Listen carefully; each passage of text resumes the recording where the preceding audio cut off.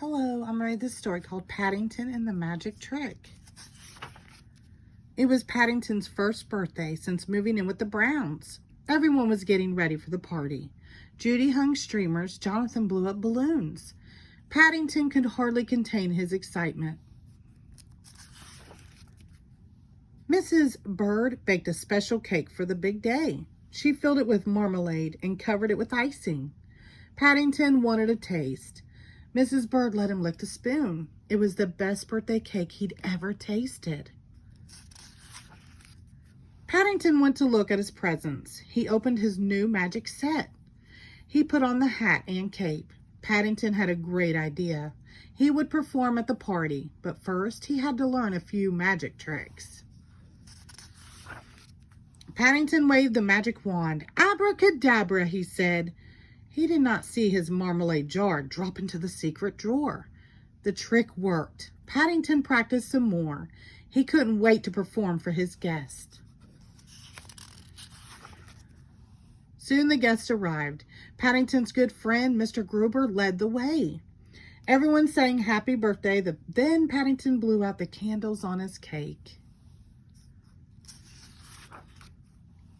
It was time for the magic show. Paddington set up his magic box. Jonathan and Judy dimmed the lights. Everyone was excited to see Paddington perform. Paddington put an egg on the magic box. He covered it with a scarf. He said the magic word. He waved his wand. The egg had disappeared. Paddington took a bow. He tucked his paw into the secret drawer to get the egg. Ta-da! It was a jar. Paddington was surprised. How had a jar ended up where the egg was supposed to be?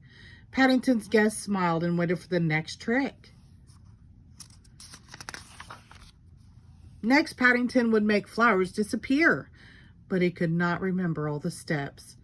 Paddington opened a large door in the back of the box. He crawled inside to check the steps in his magic book.